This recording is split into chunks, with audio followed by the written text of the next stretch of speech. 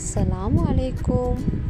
இன்றைக்கி நாம் பார்க்க போகிறது புதினா டீ எப்படி போடுறதுன்னு பார்க்கலாம். அதுக்கு தேவையான பொருள் எல்லாம் எடுத்து வச்சுருக்குறோம். எப்படி பண்ணலான்னு பார்க்கலாம். தண்ணி எடுத்துக்கிறோங்க. ஒரு 4 பேர் குடிக்கிற அளவுக்கு தண்ணி. புதினாவை நல்லா ஃப்ரெஷ்ஷாக எடுத்து கழுவி வச்சுக்கிறோங்க. இஞ்சியை நல்லா தட்டி வச்சுக்கிறோங்க. டீத்தூள் கொஞ்சமாக எடுத்து வச்சுக்கிறோங்க. தேவையான அளவு சீனி எடுத்து வச்சுக்கிறோங்க. சுகர் எடுத்து வச்சுக்கிறோங்க.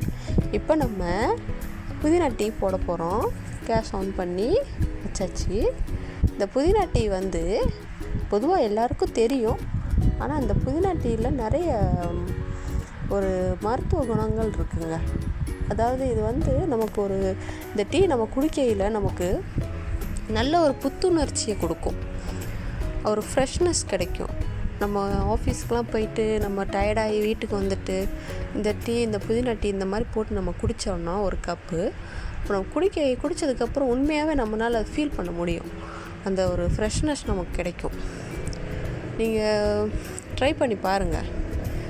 நம்ம இப்போ இஞ்சி புதினா எல்லாம் போட்டு நல்லா கொஞ்சம் நேரம் கொதிக்க விடுங்க. டீ தண்ணியில் நல்லா அந்த புதினாவோட ஃப்ளேவர், இஞ்சியில் உள்ள ஃப்ளேவர் எல்லாம் இறங்கினதுக்கப்புறம் டீத்தூள் ஆட் பண்ணுங்கள்.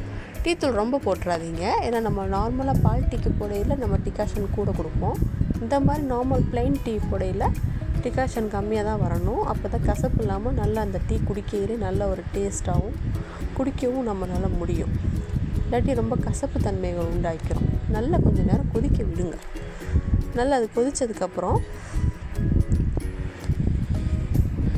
கேஸ் ஆஃப் பண்ணிவிட்டு வடிகட்டி எடுத்துக்கிறோங்க.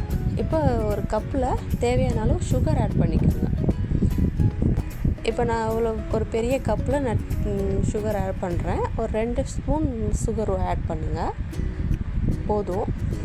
இப்போ வடிகட்டிக்கிறோங்க. நல்லா வடிகட்டிட்டு இப்போ நல்லா அதை மிக்ஸ் பண்ணி விட்டுட்டு நல்லா கலக்கி விட்டுருக்குறோங்க.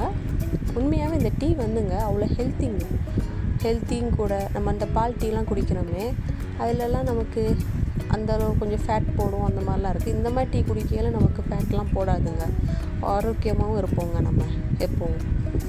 ஒரு தடவை ட்ரை பண்ணி பாருங்கள். இதே மாதிரி நல்லாயிருக்கும். இந்த டீக்கு சூடாக பஜ்ஜி இருந்துச்சு, அது கொஞ்சம் பஜ்ஜியும் போட்டு எடுத்துக்கிட்டாச்சு.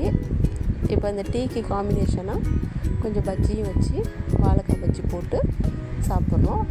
பஜ்ஜி வீடியோ ஒரு நாள் நான் அப்லோட் பண்ணுறேன். ஓகே ஃப்ரெண்ட்ஸ், இந்த வீடியோ பிடிச்சிருந்தா லைக் பண்ணுங்கள், ஷேர் பண்ணுங்கள், கமெண்ட் பண்ணுங்கள். வேறு எதுவும் உங்களுக்கு இந்த மாதிரி சமையல் வீடியோ தேவைன்னா கமெண்ட் பாக்ஸில் கமெண்ட் பண்ணுங்கள். அஸ்ஸலாமு அலைக்கும்.